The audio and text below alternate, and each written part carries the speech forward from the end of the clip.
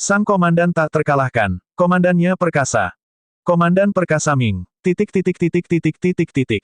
Pada awalnya, Tai Xing dan yang lainnya lah yang berteriak. Belakangan, petugas penegak hukum lainnya di Balai Penegakan Hukum juga mulai berteriak. Lu Ming mengangkat tangannya dan semua orang terdiam. Saudara-saudara dari Angkatan Darat Penegak Hukum, saya berterima kasih atas bantuan Anda kali ini. Lu Ming menangkupkan tinjunya dan berkata, munculnya 9 bendera penegak hukum juga merupakan bentuk pencegahan. Komandan Ming, kamu terlalu baik. Andalah yang membiarkan pasukan penegak hukum kami mengangkat kepala dan menghembuskan nafas yang menyesakkan di hati kami. Kami yang seharusnya berterima kasih padamu. Benar, kami harus berterima kasih. Yang lain ikut.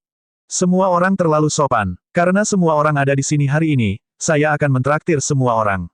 Mari kita bersenang-senang. Tai Xing, bawalah beberapa saudara dan belilah anggur dan makanan. Lu Ming mengeluarkan beberapa batu kasar dan menyerahkannya untuk mengikat Xing. Baiklah. Tai Xing mengambil batu mentah itu dan segera membawa beberapa orang keluar. Saat ini, kerumunan di langit juga bubar satu persatu. Tidak lama kemudian, mereka semua sudah pergi. Namun kejadian hari ini menyebar seperti badai. Kali ini, tidak sama dengan masalah keluarga Huang terakhir kali. Terakhir kali, keluarga Huang hanya menarik perhatian segelintir orang dan menjadi topik perbincangan usai minum teh dan makan. Kali ini, melawan faksi Tuan, faksi pedang bela diri surgawi. Tentu saja hal itu menimbulkan keributan. Adapun Komandan Minglu yang luar biasa, reputasinya begitu besar sehingga beberapa orang bahkan menilai dia sebagai komandan pasukan penegak hukum yang paling hebat dalam 30.000 tahun. Segera, Tai Xing membeli makanan dan anggur dalam jumlah besar. Perjamuan diadakan di Aula Penegakan Hukum, dan ada lebih dari 1.000 tentara penegak hukum minum dan mengobrol di Aula Penegakan Hukum. Mereka hanya berangkat larut malam. Tai Xing, ada 500.000 batu mentah di sini. Ambil dan bagikan dengan saudara-saudaramu. Setelah anggota Balai Penegakan Hukum lainnya pergi, Lu Ming mengeluarkan cincin penyimpanan dan menyerahkannya untuk mengikat Xing. Komandan, kamu tidak bisa melakukan itu. Anda mempertaruhkan hidup Anda untuk mendapatkan ini. Kami tidak memberikan kontribusi apapun. Tai Xing melambaikan tangannya, yang lainnya juga menggelengkan kepala. Meski miskin, mereka tetaplah orang yang berprinsip. Ambil, jika kalian tidak mendukungku dari belakang, orang-orang dari faksi pedang bela diri surgawi tidak akan takut pada kami. Ambil dan bagilah. Lu Ming menyerahkan cincin penyimpanan untuk mengikat Xing dan kembali ke kamarnya sendirian. Dia menutup pintu dan memasuki diagram gunung dan sungai. Dengan lambaian tangannya, tumpukan batu permata mentah muncul di depan matanya. Totalnya 3 juta. Inilah waktunya untuk menerobos ke alam dewa spiritual tingkat ketiga. Dengan berpikir, garis keturunan 9 naga muncul. Dia membuka mulutnya dan menelan 100.000 batu permata mentah. Dia mulai menyempurnakannya. Saat batu permata mentah dimurnikan terus-menerus, tingkat budidaya Lu Ming meningkat pesat. Alam dewa spiritual tingkat kedua tahap akhir, puncak alam dewa spiritual tingkat kedua, dan dia mulai berjuang untuk alam dewa spiritual tingkat ketiga. 3 hari berlalu dalam sekejap. Setelah memurnikan 3 juta ori rock, inti penting dalam tubuh Lu Ming melonjak tanpa henti, seolah-olah ada naga sejati yang tak terhitung jumlahnya yang mengaum di tubuhnya. Butuh beberapa saat sebelum perlahan menjadi tenang. Saya akhirnya mencapai alam dewa spiritual tingkat ketiga. Namun, saya juga telah menggunakan ketiga juta batu mentah tersebut. Lu Ming membuka matanya, dan ada sedikit kegembiraan di matanya. Konsumsinya sangat besar, begitu pula keuntungannya. Hanya dalam 3 hari yang singkat, kultivasi Lu Ming telah meningkat dari alam dewa spiritual tingkat kedua menengah ke alam dewa spiritual tingkat ketiga awal. Kekuatan tempur Lu Ming telah meningkat pesat. Lu Ming lebih percaya diri dengan kompetisi yang akan berlangsung lebih dari 10 hari kemudian. Sudah hampir 2 tahun sejak Kaisar Bela Diri Di Yi menyegel Sekte Jimat-Jimat. Sekte Jimat-Jimat hanya dapat bertahan selama 5 tahun. Tinggal 3 tahun lagi. Bisakah aku melawan Di Yi saat itu? Lu Ming tidak bisa tidak memikirkan Sekte Jimat-Jimat. Memikirkan hal ini, dia merasa sangat stres. Terlalu sulit untuk mencapai level di mana dia bisa bertarung melawan Di Yi dalam 3 tahun tersisa. Menurut kemajuan Lu Ming saat ini, itu hampir mustahil. Dia menggelengkan kepalanya. Tidak ada gunanya berpikir terlalu banyak. Lu Ming hanya bisa maju dengan sekuat tenaga dan melakukan yang terbaik. Dia meregangkan punggungnya dengan malas. Tulangnya Sun bergetar dan serangkaian suara berderak keluar dari tubuhnya. Lu Ming berdiri dan berjalan keluar. Di hari-hari berikutnya, Lu Ming kembali ke ketenangan sebelumnya. Selain berkultivasi setiap hari, dia akan berkeliling kota suci. Sejak kejadian di faksi pedang bela diri surgawi, para murid dari berbagai kekuatan Tuan menjadi lebih patuh di kota suci, terutama di wilayah di bawah yurisdiksi Lu Ming. Mereka tidak berani menyerang orang lain tanpa alasan. Bahkan jika ada dendam, itu akan menentukan siapa yang lebih kuat. Hari-hari Lu Ming agak santai. Sangat cepat, 10 hari telah berlalu. Upacara nasional 1 juta tahun dinasti Sein kuno akan segera dimulai. Selama periode waktu ini, kota suci ini sangat ramai. Lu Ming bisa melihat pembangkit tenaga listrik dari seluruh dunia saat dia berjalan di jalanan. Seniman bela diri dataran utara semuanya tinggi dan kokoh, bahkan sebagian besar perempuan tinggi, senjata yang mereka gunakan adalah gada, palu besar, atau kapak raksasa, semuanya adalah senjata berat dengan aura liar, mereka mengendarai semua jenis tunggangan dan mudah dikenali. Ada juga beberapa seniman bela diri yang memiliki aura suram, baik diisi dengan ki hantu atau ki darah. Siapapun yang melewatinya akan membuat orang merasa dingin. Ini semua adalah ahli bela diri dari dunia bawah tanah selatan. Ada juga beberapa biksu di Kasaya dengan kepala cerah. Mereka jelas adalah biksu suci dari gurun barat. Di sisi lain, Lu Ming tidak bertemu banyak orang dari timur yang tandus. Pada hari ini, upacara pengorbanan jutaan tahun dinasti Sein kuno akhirnya dimulai. Bas, suara mendengung terdengar di langit, bersamaan dengan fluktuasi yang intens. Lu Ming, Tai Xing, dan yang lainnya keluar dari aula penegakan hukum dan terbang ke udara untuk menonton. Di langit di atas kota suci, awan warna-warni memenuhi udara dan musik surgawi dimainkan. Ruangan itu terus-menerus terdistorsi dalam cahaya warna-warni. Ledakan, ledakan, ledakan. Akhirnya, sebuah platform besar muncul di langit. Platform ini bukanlah emas atau giok. Itu berbintik-bintik dengan cahaya warna-warni, dengan naga dan burung phoenix sejati menari di udara, dan binatang dewa seperti kilin berjalan-jalan. Tentu saja, itu tidak mungkin nyata, tetapi dibentuk oleh sebuah formasi. Kemudian, meja dan kursi muncul di sisi timur dan barat peron. Meja dan kursi terbuat dari batu giok halus, dengan ukiran pola naga dan phoenix. Mereka sangat mewah, dan jumlahnya banyak. Sekilas, jumlahnya lebih dari 10.000. Semuanya melayang di udara di atas kota suci. Setelah meja dan kursi di sisi timur dan barat muncul, sebuah tangga giok muncul di utara. Ada 99 anak tangga, dan itu miring ke atas. Di ujung tangga, sebuah altar kuno besar muncul. Altar itu kuno dan berat, seolah-olah telah melewati perubahan waktu. Tingginya 10.000 meter dan menghilang ke dalam awan. Kaisar bijak telah turun. Tiba-tiba terdengar suara dari istana. Suara itu menggelinding dan menyebar ke seluruh kota suci. Musik surgawi memenuhi istana saat cahaya suci memenuhi udara dan membubung ke langit. Kemudian, sekelompok orang terbang ke udara. Pria di depan mengenakan jubah emas yang disulam dengan pola raja manusia yang berpatroli di dunia. Dia tampak berusia 50-an. Dia memiliki sosok yang tinggi dan kokoh, dan tubuhnya dikelilingi oleh cahaya suci. Matanya penuh bintang, dan dia penuh keagungan. Ini adalah Xie Qitian, Kaisar Suci saat ini, keberadaan yang menakutkan. Di samping Xie Qitian, ada dua lelaki tua berambut putih. Mereka tampak biasa saja, tetapi memancarkan aura yang menakutkan. Lu Ming telah melihat aura itu lebih dari sekali.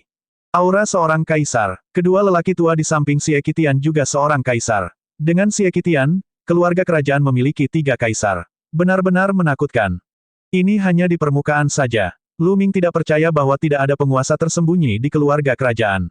Ada rumor di dunia bahwa Kaisar Suci lama dari dinasti Suci kuno mungkin belum mati. Dinasti Sein kuno memang merupakan kekuatan kuno yang telah ada selama jutaan tahun. Meskipun lemah, ia memiliki fondasi yang dalam yang tidak bisa dibandingkan dengan kekuatan Overlord lainnya. Di belakang Xie Qitian dan kedua lelaki tua itu, ada lebih dari 10 pria dan wanita. Semuanya berpenampilan seperti naga dan burung phoenix, naga di antara manusia. Yang lebih tua sudah berusia parubaya, sedangkan yang termuda tampak berusia 20-an. Total ada 15 orang, dan mereka adalah anak-anak Kaisar Suci saat ini, pangeran dan putri dari dinasti Suci kuno. Terima kasih, Nianjun. Lu Ming terkejut. Di antara kerumunan, dia melihat seorang wanita yang sangat mirip dengan Xie Nianxing. Namun, dia lebih dingin dan lebih suci dari Xie Nianxing. Dia seperti dewi yang tidak bisa diganggu-gugat, tinggi dan perkasa, memandang rendah semua makhluk hidup. Selain Xie Nianjun, ada seorang wanita berusia 20-an. Dia berada di masa jayanya dan sangat cantik. Meskipun wanita ini tidak terlihat seperti Xie Nianjun atau Xie Nianxing, dia tetap cantik langka. Jantung Lu Ming berdetak kencang. Wanita ini pasti putri lainnya, Xie Nianlin. Namun, dia tidak melihat Xie Nianxing. Ini hari yang penting, tapi dia tidak membiarkan King kecil muncul. Dia benar-benar tidak memperlakukan King kecil seperti anaknya sendiri. Lu Ming mengepalkan tangannya. Selain itu, dia juga melihat Xie Zhen dan pangeran ke-10, Xie Yan. Lu Ming belum pernah melihat pangeran lainnya sebelumnya. Setelah para pangeran dan putri, ada beberapa selir, bangsawan dan pejabat, serta beberapa penggarap kuat dari dinasti Sein kuno. Ribuan orang melayang ke udara dan mendarat di peron. Kaisar bijak telah turun. Para tamu, silakan duduk. Itu adalah suara yang sama lagi, menyebar ke seluruh kota suci. Orang yang mengirimkan suara itu pastinya adalah sosok tingkat maha tinggi. Begitu dia selesai berbicara, terdengar tawa keras. Haha, apakah istana Yin yang kita yang pertama tiba? Petik 2. Seorang lelaki tua kekar berambut putih yang mengenakan jubah bermotif ikan Yin yang berjalan di udara bersama sekelompok orang. Aura lelaki tua ini sangat menakutkan dan kekuatannya menekan dunia. Kaisar, ini adalah kaisar yang lain. Penguasa Yin Yang dan murid-muridnya di istana Yin Yang telah tiba. Suara itu terdengar dan menyebar ke seluruh kota suci. Saya ingin tahu berapa banyak pukulan besar yang akan terjadi hari ini. Di samping Lu Ming, Taixing dan yang lainnya begitu bersemangat hingga mata mereka bersinar. Istana Yin Yang juga merupakan kekuatan tuan di benua tengah. Itu sama kuatnya dengan Sekte Pedang Surgawi. Saudara Yin Yang, silakan duduk. Xie Qitian mengangkat tangannya. Terima kasih saudara. Penguasa Yin Yang menangkupkan tinjunya dan memimpin para ahli istana Yin Yang ke meja terdekat. Kaisar Iblis Gunung Tianyao telah tiba. Segera, kekuatan besar lainnya tiba. Itu adalah kekuatan tuan dari benua tengah, Gunung Iblis Surgawi. Mirip dengan lembah iblis yang tak terhitung jumlahnya di hutan belantara timur, keduanya merupakan tempat berkumpulnya binatang iblis, yang dipimpin oleh Kaisar Iblis. Kaisar bela diri Yuexin dan murid-muridnya dari Sekte Gunung Terapung telah tiba. Aula Darah Dingin, Istana Matahari Surgawi, Setelah itu, banyak penguasa di benua tengah datang satu demi satu. Setiap pasukan tuan secara pribadi dipimpin oleh seorang kaisar. Segera, lebih dari selusin kaisar muncul di kedua sisi platform di langit. Di kota suci, mata banyak orang berbinar saat mereka melihat pemandangan ini dengan kaget. Berkumpulnya lebih dari selusin kaisar terlalu mengejutkan dan menakutkan. Berapa tahun yang dibutuhkan agar hal ini terjadi? Itu terlalu jarang. Mungkin banyak penguasa telah berkumpul di kota kuno Providence selama pertempuran terakhir Providence, tapi itu terjadi di kota kuno Providence, dan orang biasa tidak akan bisa melihatnya. Tapi sekarang, ada lebih dari selusin penguasa di depan semua orang. Adapun makhluk tertinggi, jumlahnya lebih banyak lagi. Namun, mereka sepenuhnya dibayangi oleh kecemerlangan kaisar. Selusin penguasa, kekuatan macam apa ini? Jika mereka bergabung, mereka benar-benar dapat menghancurkan dunia. Surga yang menekan 100 pertempuran tentara ilahi, Kaisar bela diri telah tiba. Tiba-tiba, sebuah suara terdengar, dan seluruh tempat menjadi sunyi. Semua orang melihat ke arah yang sama. Ada seorang pria parubaya berbaju hitam berjalan mendekat. Di belakangnya ada sekelompok orang. Masing-masing dari mereka mengenakan baju besi. Aura mereka liar dan semangat juang mereka melonjak. Masing-masing dari mereka dipenuhi dengan niat bertarung yang sangat kuat, seolah-olah mereka siap untuk pertempuran besar kapan saja. His, orang-orang dari surga yang menekan tentara surgawi ada di sini. Beberapa orang tersentak dan berdiskusi dengan suara pelan. Di benua tengah, tentara surgawi penekan surga adalah satu-satunya kekuatan yang sekuat dinasti Sein kuno. Surga yang menekan tentara surgawi adalah kekuatan yang paling membenci dinasti Sein kuno. Tentara surgawi yang menekan surga dulunya adalah pasukan terkuat dari dinasti Sein kuno. Ada banyak kultivator kuat di dalamnya dan mereka tak terkalahkan. Saat itu, mereka telah membantu dinasti Sein kuno menekan dunia dan semua orang takut pada mereka. Itu dikenal sebagai penindasan surga, jadi bisa dibayangkan betapa kuatnya itu. Namun, tentara surgawi penekan surga memilih untuk menyaksikan pertempuran 30.000 tahun yang lalu. Pada akhirnya, keluarga kerajaan Xie menderita kerugian besar, dan tentara surgawi yang menekan surga mengumumkan bahwa mereka akan meninggalkan keluarga Xie dan mendominasi dunia. Beberapa orang mengatakan bahwa jika Legiun Ilahi penekan surga ikut berperang, keluarga kerajaan dan keluarga Xie tidak akan menderita kerugian sebesar itu. Mereka tidak akan kehilangan kendali atas dunia, dan situasi di benua tengah tidak akan menjadi seperti sekarang. Oleh karena itu, keluarga kerajaan Xie menganggap surga menekan tentara ilahi sebagai pengkhianat dan musuh. Dalam 30.000 tahun terakhir, kedua belah pihak telah mengalami banyak perang yang mengerikan. Namun, kekuatan kedua belah pihak hampir sama, dan masing-masing pihak mengalami kerugian, sehingga tidak ada pihak yang dapat berbuat apapun terhadap pihak lain. Yang Potian, salah satu dari 5 prajurit muda teratas, berasal dari surga yang menekan tentara ilahi. Beberapa orang telah menduga bahwa tentara surgawi yang menekan surga tidak akan datang hari ini, tetapi tanpa diduga, mereka datang, dan yang memimpin mereka adalah kaisar bela diri yang terkenal dan tak tertandingi. Mata Xie Qitian bersinar saat dia menatap pertempuran kaisar bela diri. Hari ini, kami adalah tamu. Tolong duduk. Terima kasih kembali. 100 pertempuran yang diucapkan kaisar bela diri dengan santai dan memimpin pasukannya ke tempat duduk di samping. Kaisar dunia bawah ketiga dari dunia bawah selatan telah tiba. Kaisar Buddha yang tidak bisa dihancurkan di gurun barat telah tiba. Pakar dataran utara telah tiba. Yang tertinggi dari Istana Dewa Empyrean di wilayah Tandus Timur, Sekte Mayat Surgawi, dan Lembah Iblis Langit telah tiba. Kemudian, pengumuman dibuat. Di selatan, Kaisar Dunia Bawah dari Dunia Bawah Selatan sedang mendekat dengan sekelompok ahli. Di barat, ada seorang biksu tua dengan senyuman penuh kebajikan di wajahnya. Dia mengenakan kasaya sederhana dan tubuhnya ditutupi cahaya kemasan. Sebuah roda cahaya Buddha muncul di atas kepalanya. Ini adalah seorang Buddha, juga dikenal sebagai Kaisar Buddha. Dia adalah seorang kaisar. Adapun dataran utara dan dataran timur Tandus, tidak ada kaisar. Karena dataran utara sama dengan wilayah Tandus di timur, ada beberapa kekuatan besar yang mendudukinya, mereka saling bertarung dan kaisar tidak dapat pergi dengan mudah, jika tidak, musuh mungkin akan memanfaatkan situasi tersebut. Wang Shengtian, kepala keluarga Wang, dan kepala keluarga Jiang. Mata Luming bergerak. Ada dua orang dari Istana Ilahi Surga Empyrean yang memimpin kelompok itu. Mereka masing-masing adalah kepala klan dari klan Wang dan klan Jiang. Sekte Mayat Surgawi dan Lembah Iblis Surgawi masing-masing dipimpin oleh dua seniman bela diri tertinggi. Semua orang mengambil tempat duduknya masing-masing, dan kemudian beberapa kekuatan yang lebih kecil, seperti lembah para ahli pengobatan, yang tidak memiliki kedaulatan, juga datang dan mengambil tempat duduk mereka di kedua sisi. Tentu saja, mereka yang bisa duduk di kursi semuanya adalah kekuatan yang memiliki reputasi. Paling tidak, mereka memiliki seniman bela diri tertinggi yang duduk di kursi. Pasukan yang lebih kecil tidak memenuhi syarat untuk duduk di kursi. Setengah jam kemudian, semuanya tiba. Biarkan pengorbanan dimulai. Saat suara itu turun, altar besar itu mulai bersinar. Cahaya tak berujung bermekaran, menutupi seluruh kota suci. Xie Qitian melangkah keluar dan menaiki 99 anak tangga batu menuju altar. Keluarga kerajaan dan keluarga Xie, serta para bangsawan dan menteri, semuanya memasang ekspresi serius saat menghadap altar. Adapun semua tokoh kuat di benua hutan belantara ilahi, mereka semua berdiri. Persembahan pertama adalah mempersembahkan korban kepada Kaisar Suci pertama sejak zaman kuno. Xie Qitian berbicara dan membungkuk ke arah altar. Pengorbanan, bukan pada surga, hanya pada leluhur. Seniman bela diri pada awalnya melawan surga dan mengambil nyawa dari surga. Secara alami, mereka tidak akan mempersembahkan korban ke surga. Kaisar Suci pertama sejak zaman kuno. Di keluarga kerajaan, semua bangsawan dan menteri mengikuti Xie Qitian dan membungkuk. Adapun orang-orang dari kekuatan lain, mereka hanya melihat dan tidak membungkuk. Jika itu terjadi 30.000 tahun yang lalu, mereka tentu harus memberikan penghormatan. Namun, pada titik ini, kekuatan besar tidak lagi memiliki rasa hormat di hati mereka. Sudah cukup bagus bahwa mereka bisa datang. Tentu saja, tidak ada yang mau memberi penghormatan kepada keluarga kerajaan. Saat Xie Qitian dan yang lainnya membungkuk, seberkas cahaya melonjak ke langit dari altar. Kemudian, sebuah patung muncul. Patung ini adalah Kaisar Suci pertama dari dinasti Suci kuno 1 juta tahun yang lalu.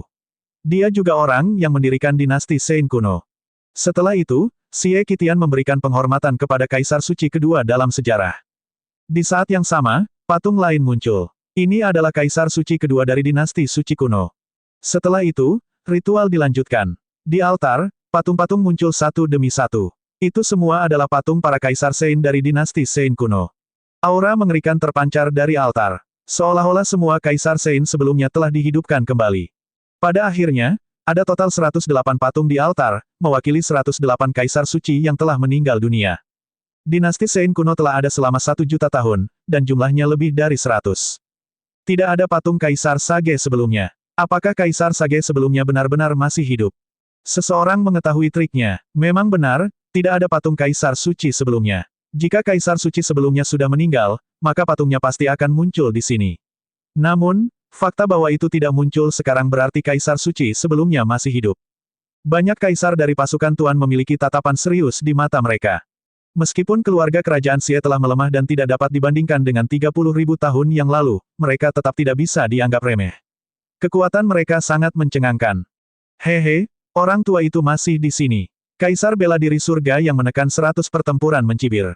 Pengorbanan telah berakhir. Sekarang, berikan aku anggur dan pilnya. Ayo pergi. Suara Xie Qitian terdengar. Dengan lambaian tangannya, ruang itu terbuka, dan altar besar menghilang ke dalam celah itu. Kemudian, meja dan kursi muncul di tempat altar berada. Keluarga kerajaan, keluarga Xie, dan para menteri semuanya duduk. Beri aku anggur dan pil. Sebuah suara bergema di seluruh area. Musik surgawi mulai diputar lagi, dan pada saat yang sama, kuali besar muncul di istana. Kuali-kuali ini sebesar gunung, dan di bawahnya terdapat laki-laki kekar dan telanjang. Masing-masing dari mereka membawa kuali saat mereka berjalan di udara. Bang, bang, kuali ini sepertinya sangat berat. Dengan setiap langkah yang diambil pria kekar, ruang bergetar, menciptakan lingkaran riak ruang.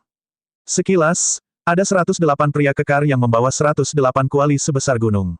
Mereka menginjak udara dan muncul di langit di atas kota suci. Setelah 108 laki-laki kekar, ada 108 perempuan muda. Mereka mengenakan kerudung tipis dan memiliki lekuk tubuh yang anggun. Masing-masing dari mereka adalah wanita cantik dengan kecantikan tiada taraf. Masing-masing dari 108 wanita cantik itu memegang labu emas ungu. Kamu telah dianugerahi anggur roh dan pil roh. Cepat dan ambil lebih banyak. Mata Taising dan yang lainnya bersinar saat mereka menatap ke langit.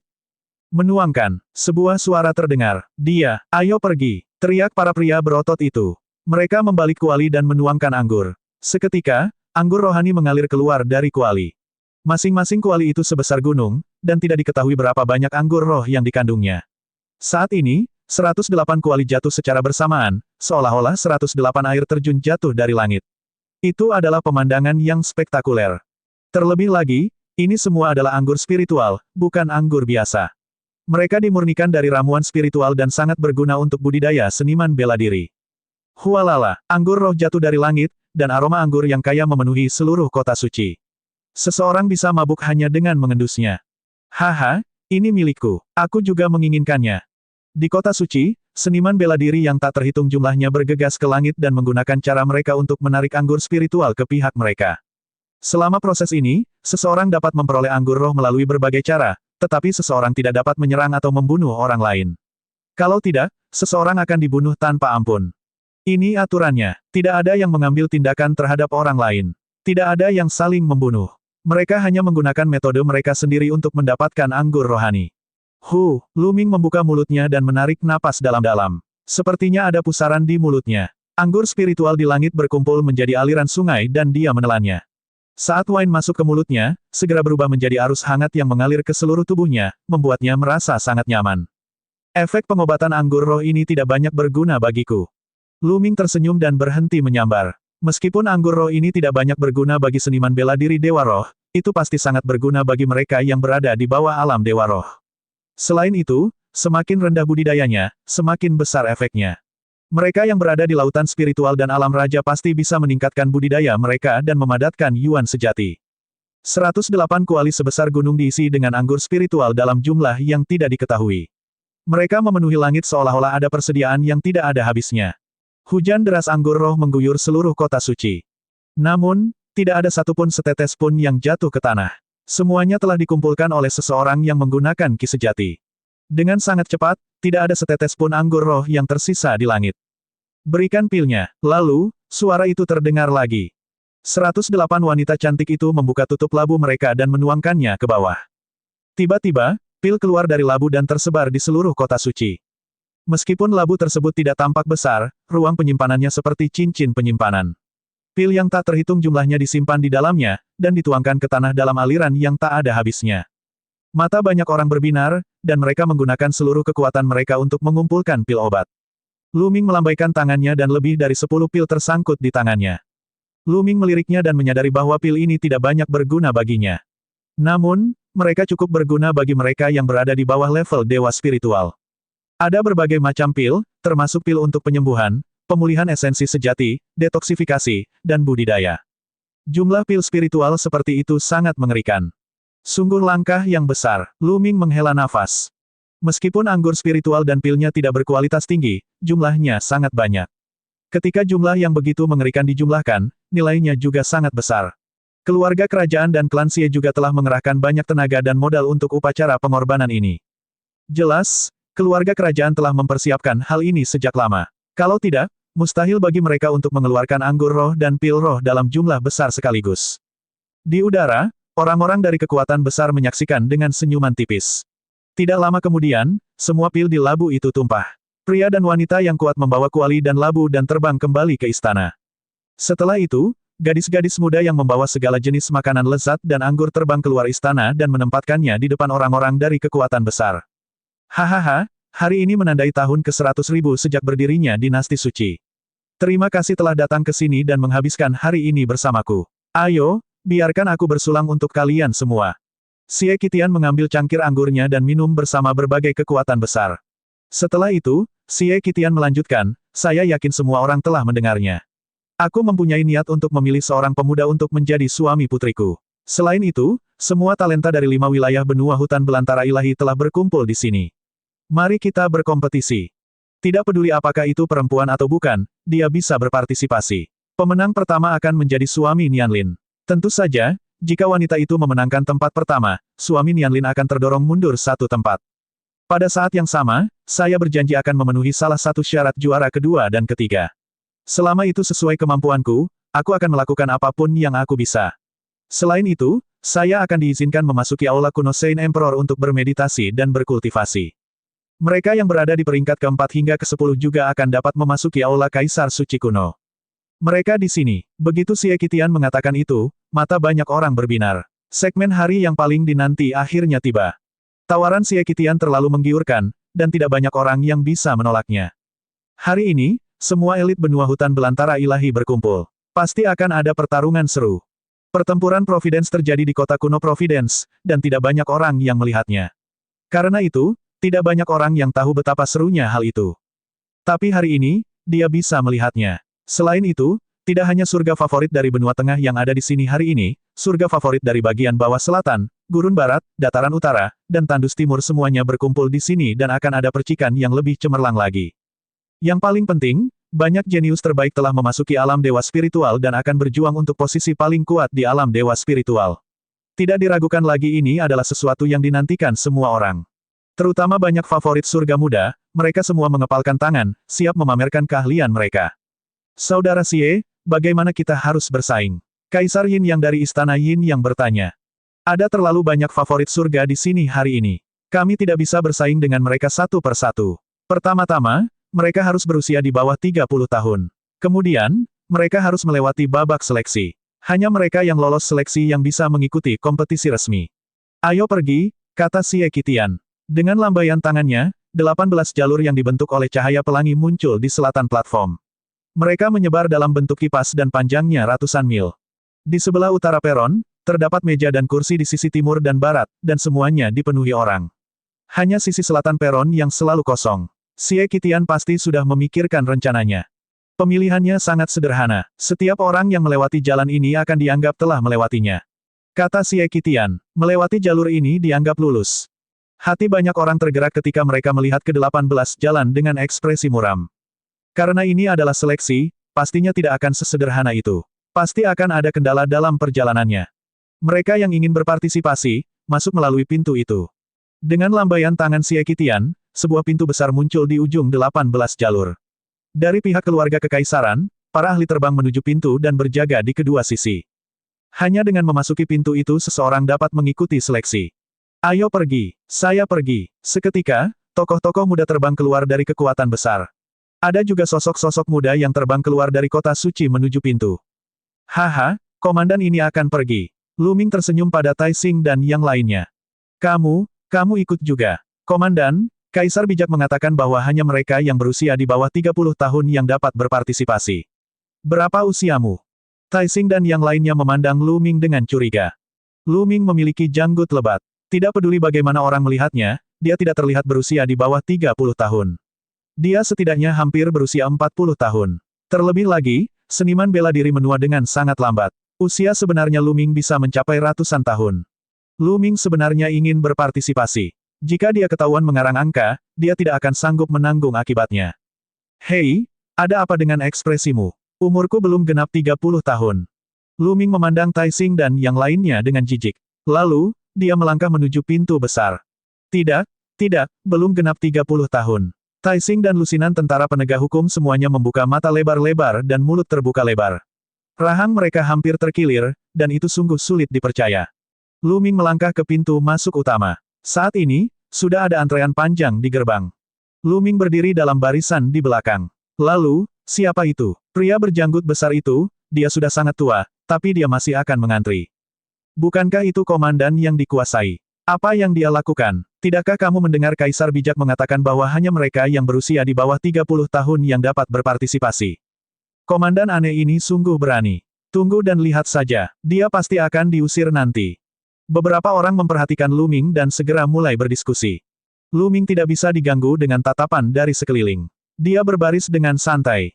Segera, giliran Lu Ming. Berhenti, apa yang kamu lakukan di sini? Cepat lari.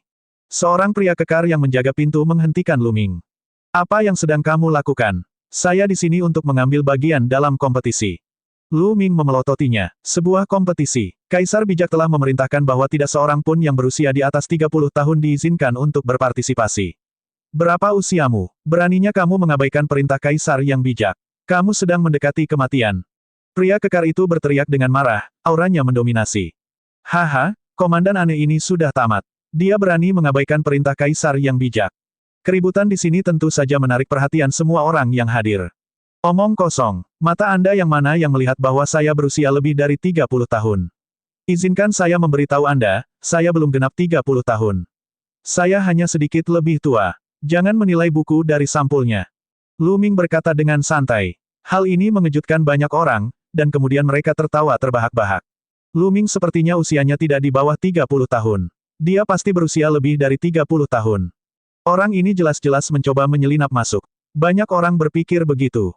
Kamu, minggir, jangan menghalangi jalan. Sebuah suara dingin datang dari belakang Lu Ming. Itu adalah suara seorang wanita. Itu enak di telinga, tapi dingin dan sombong. Lu Ming berbalik dan melihat seorang wanita yang sangat cantik.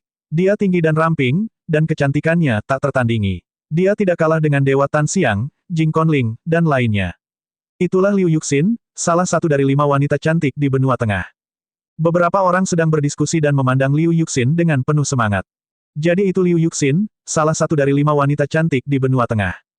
Jantung Lu Ming berdetak kencang dan dia tidak bisa menahan diri untuk tidak meliriknya lagi. Liu Yuxin memang sangat cantik. Dia sangat cantik, seperti mimpi. Dari penampilannya saja, dia tidak kalah dengan Dewi Tan Xiang dan Jing Conling. Di sekitar Liu Yuxin, ada 3 atau 4 pemuda. Mereka jelas adalah penjaga bunga Liu Yuxin. Berdiri di tengah-tengah 3 penjaga bunga, Liu Yuxin seperti segudang bintang yang mengelilingi bulan. Dia sangat dingin dan sombong. Dia melirik Lu Ming dengan acuh tak acuh, matanya menunjukkan sedikit penghinaan, seperti angsa putih yang bangga. Jenggot lebat, apa yang kamu lihat? Apakah kamu bahkan melihat Yuxin? Kenapa kamu tidak kencing dan melihat ke cermin? Kamu sudah sangat tua, namun kamu masih ingin menyelinap masuk dan berkompetisi. Jangan bilang kamu masih ingin menikahi Putri Nianlin. Kamu benar-benar seekor kodok yang menginginkan daging angsa. Cepat tersesat. Selain Liu Yuxin, beberapa pemuda menegurnya satu demi satu, bertingkah angkuh dan perkasa. Beberapa orang ini jelas datang ke kota suci kemudian dan tidak mengetahui pencapaian mengesankan Lu Ming. Dari mana asal anjing liar ini? Tidakkah mereka tahu aturannya dan terus menggonggong? Aku di sini dulu, jadi aku belum masuk. Kalian mengantri untukku, mengerti? Lu Ming memandang beberapa dari mereka dengan acuh tak acuh, matanya penuh dengan penghinaan. Kamu, apa yang baru saja kamu katakan? Kamu sedang mencari kematian. Sampah. Wajah para pemuda itu sangat pucat. Mereka memarahinya satu demi satu. Jika bukan karena mereka tidak bisa bertarung di sini, mereka pasti sudah membunuh Lu Ming sejak lama.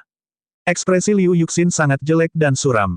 Jelas, kata-kata Lu Ming barusan telah memasukkan dia ke dalam omelannya. Sampah ini tidak menghormati perintah Kaisar yang bijak. Dia jelas lebih tua dari Kaisar, tapi dia masih ingin menyelinap masuk. Saya menyarankan agar kita segera membunuhnya sebagai peringatan bagi yang lain. Seorang pemuda berjubah merah adalah yang paling sombong. Bagaimana jika aku tidak lebih tua darinya? Lu Ming meliriknya sekilas. Jika umurmu belum lebih dari 30 tahun, aku akan segera berlutut dan memakan tanah. Pemuda berjubah merah itu berteriak. Dia melihat lebih dekat pada Lu Ming dan bahkan lebih yakin bahwa usia Lu Ming tidak boleh lebih rendah dari 30. Baiklah, saya meminta untuk menguji usia tulang saya. Lu Ming berteriak keras, suaranya menyebar jauh dan luas. Disetujui, biarkan dia mengikuti tes. Sebuah suara yang bermartabat terdengar. Itu adalah Xie Qitian. Para penguasa secara alami telah melihat semua yang terjadi di sini. Ya, seorang lelaki tua terbang dari samping Xie Qitian. Dengan lambaian tangannya, sebuah cermin muncul. Ini adalah cermin pengukur tulang. Itu bisa mengukur usia tulangmu. Orang tua itu menjelaskan. Kemudian, seberkas cahaya keluar dari cermin pengukur tulang dan menyelimuti Lu Ming. Pada saat itu, hampir semua mata tertuju pada Lu Ming. Mungkinkah Lu Ming sebenarnya belum genap 30 tahun? Itu tidak mungkin. Dia terlihat hampir 40 tahun, tapi usia sebenarnya pasti lebih tua lagi. Bas, saat ini, Cermin pengukur tulang bergetar dan 25 roda bundar muncul. Mereka bersinar dengan cahaya keemasan dan memenuhi langit. Ini adalah roda tulang, dan satu roda melambangkan 1 tahun. Di cermin pengukur tulang, roda bundar berukuran 25 muncul, melambangkan usia Luming. Usianya baru 25 tahun. Terlebih lagi, roda ke-25 tidak terlalu terang. Ini berarti Luming masih jauh dari usia 25 tahun. Adegan itu langsung menjadi tenang. Semua orang memandang Luming dengan bingung, rahang mereka hampir jatuh ke tanah. Sarangnya, dia belum genap 25 tahun.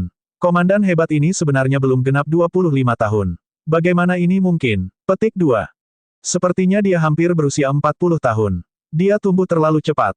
Sungguh menyakitkan bagi mata. Dia bahkan belum berumur 25 tahun. Bukankah itu berarti dia termasuk generasi muda? Dia menekan Wu Chang sebelumnya. Adegan sempat heboh, namun setelah kalimat terakhir, adegan tiba-tiba menjadi sunyi. Benar sekali, usianya kurang dari 25 tahun dan termasuk generasi muda. Kuncinya adalah dia telah menekan Wu Chang. Jika Luming berusia 30-an atau 40-an, atau bahkan lebih tua, dan dia telah menekan Wu Chang, itu bukan masalah besar. Bagaimanapun, dia telah berkultivasi selama bertahun-tahun. Namun, Luming berusia 20-an dan lebih muda dari Wu Chang. Itu adalah cerita yang berbeda. Ini berarti komandan yang sangat kuat ini adalah favorit surga yang langka, yang bahkan lebih kuat dari Wu Chang. Semua orang menghirup udara dingin. Komandan yang luar biasa ini terlalu hebat dan benar-benar melebihi ekspektasi semua orang. Bukannya tidak ada yang mengira Luming adalah orang lain yang menyamar. Namun, jika ingin bergabung dengan aparat penegak hukum, ia harus melalui pemeriksaan identitas. Dia bisa mengubah penampilannya, tapi bisakah auranya diubah juga? Orang terkutuk ini, di dalam pintu, Wu Chang secara alami melihat pemandangan ini. Dia segera mengertakkan gigi dan ingin menggigit Luming. Beberapa orang dari faksi pedang bela diri surgawi juga memiliki ekspresi jelek di wajah mereka. Mereka menderita kerugian besar di tangan komandan ini.